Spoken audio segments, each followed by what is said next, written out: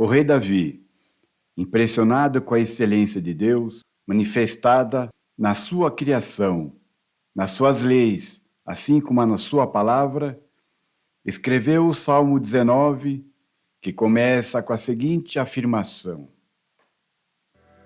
Os céus declaram a glória de Deus e o firmamento anuncia a obra das suas mãos.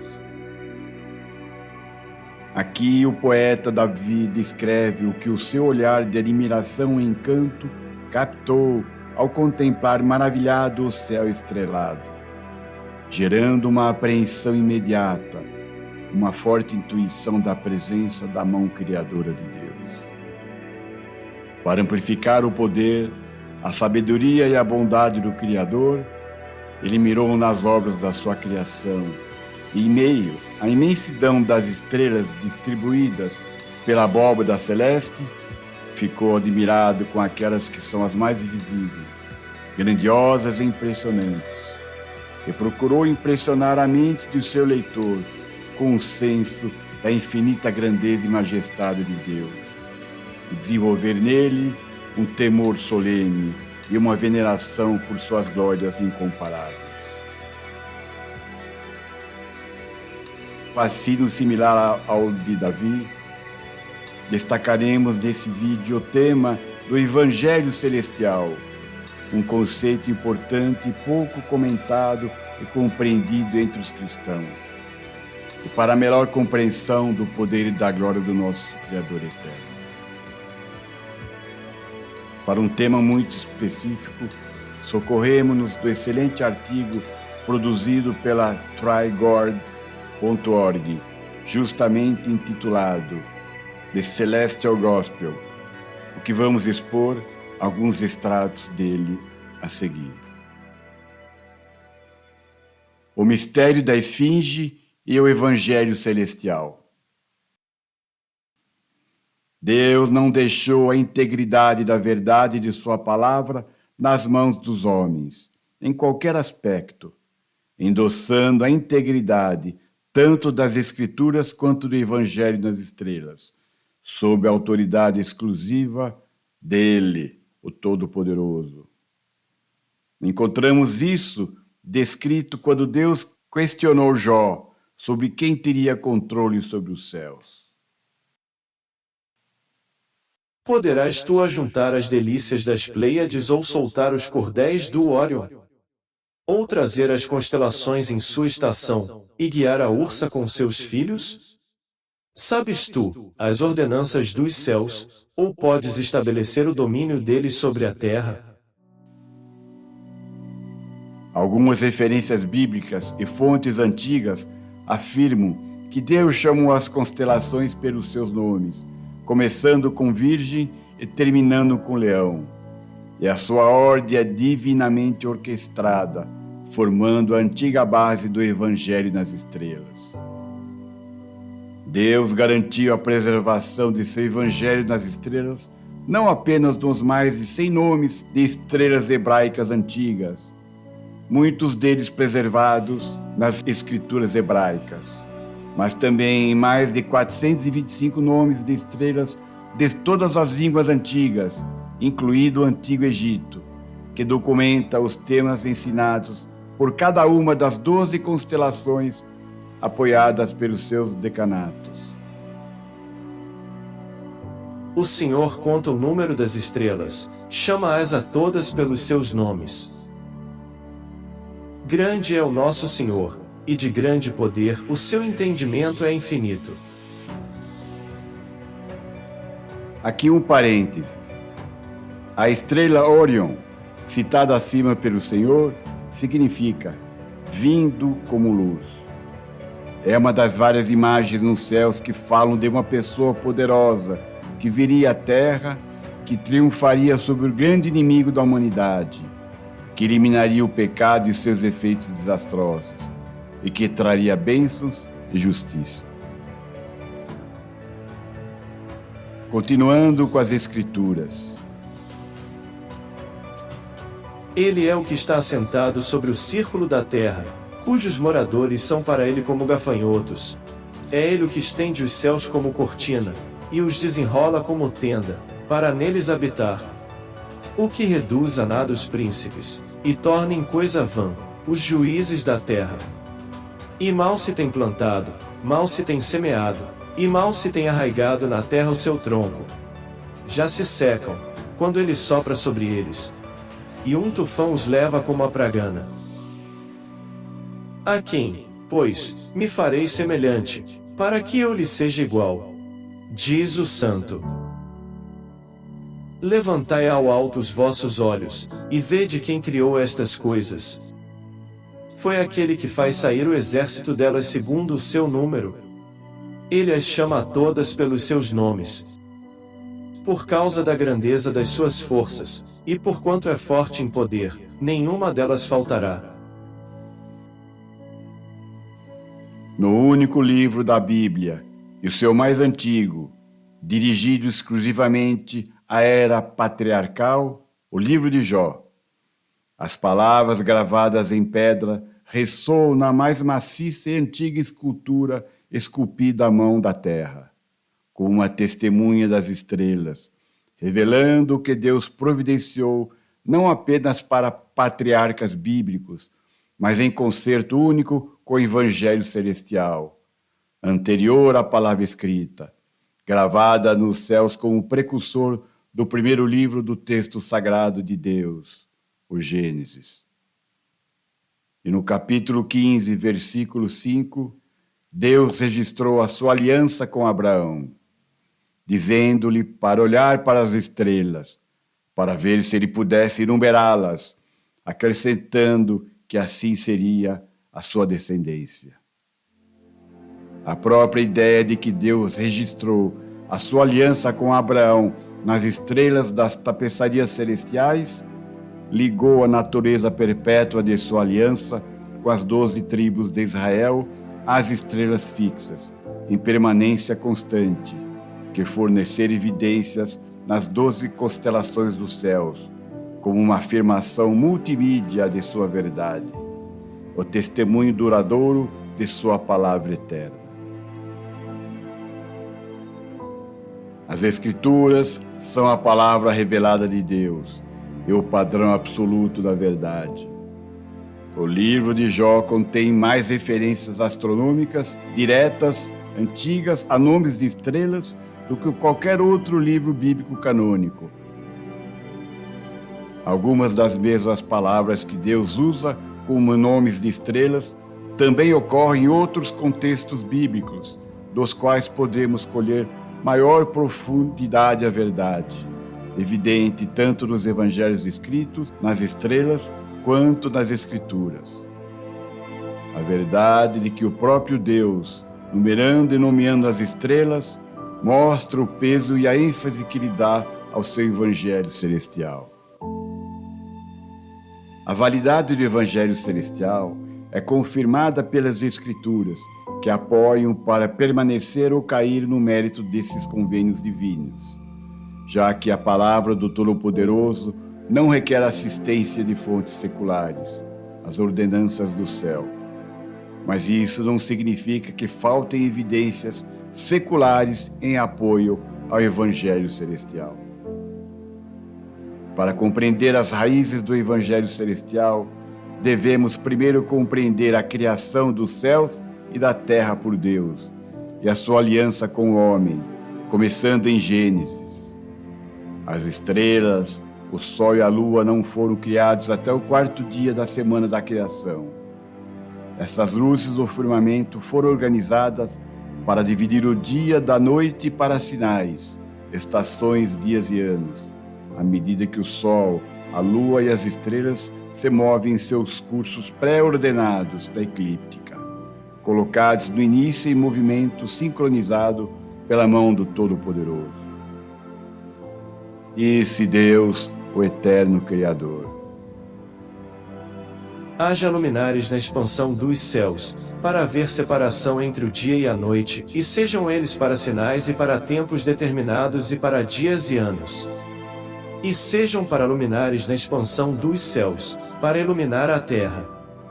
E assim foi.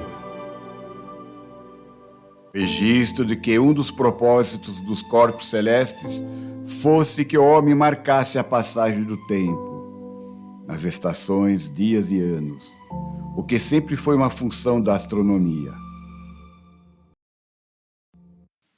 Agora, como primeiro homem, Adão esteve no lugar para estabelecer a astronomia e a cronometragem com base em calendários astronômicos. Esse aspecto do testemunho estelar dos céus tem sido um dado adquirido na comunidade científica que remonta a muitas culturas antigas, como a do Egito e a da Grécia.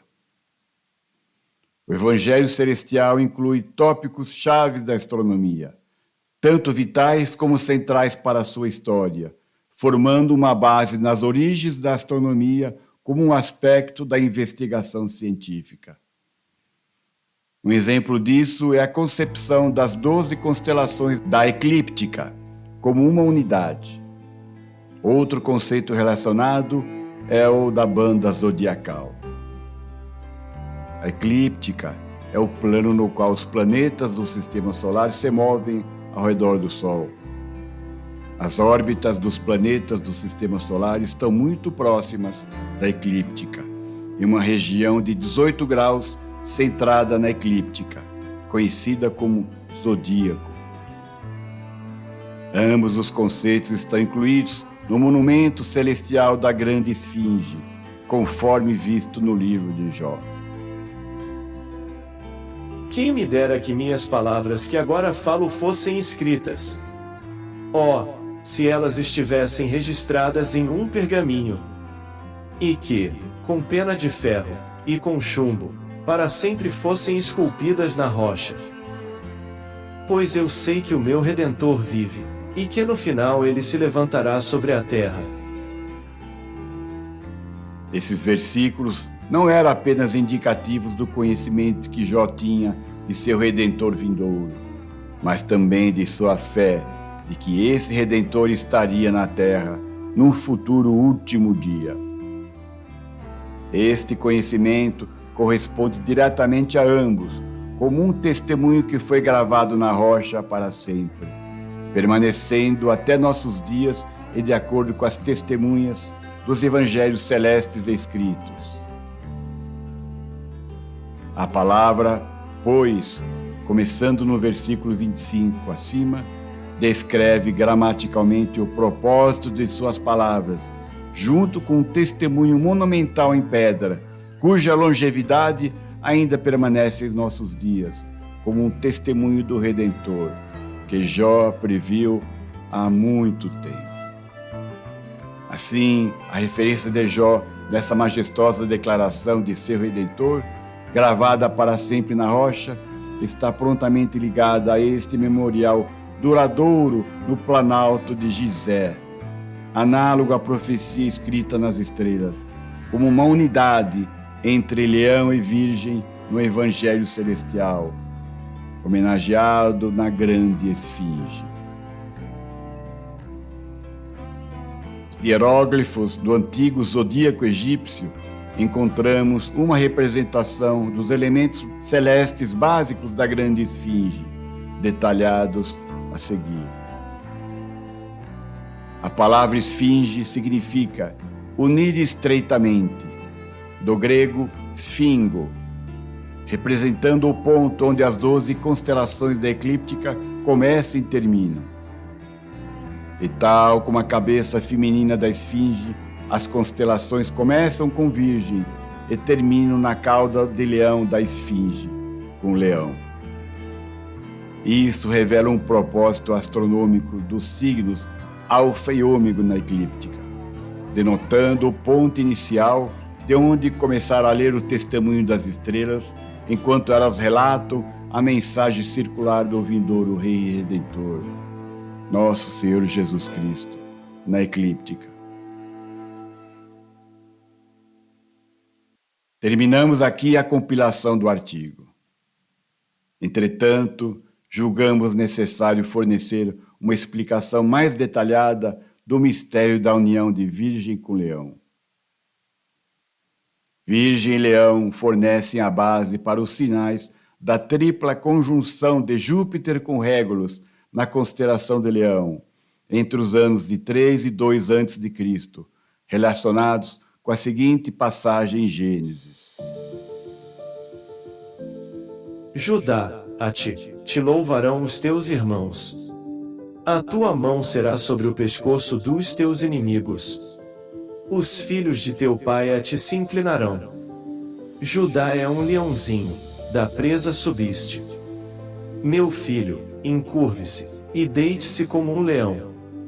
E como uma leoa, quem se atreve a provocá-la? O cetro não se arredará de Judá, nem o cajado do governante entre as suas pernas. Até que venha Siló, a quem pertence a obediência. E é a ele que os povos obedecerão. A palavra Siló, Shiló em hebraico, vem de Shiloh, que significa aquilo lhe pertence. Em outras palavras, a autoridade real seria investido na tribo de Judá, até que o Messias aparecesse, quando então ele reinaria como líder supremo do povo. Então Siló era uma referência ao Messias. A palavra cetro é shevet em hebraico. Ela é usada no livro do Números, capítulo 24, versículo 17. Eu o vejo, mas não agora. Eu o contemplo, mas não em breve. Uma estrela sairá de Jacó. Um cetro surgirá de Israel, para esmagar os cantos de Moabe, e destruirá todos os descendentes de Sete.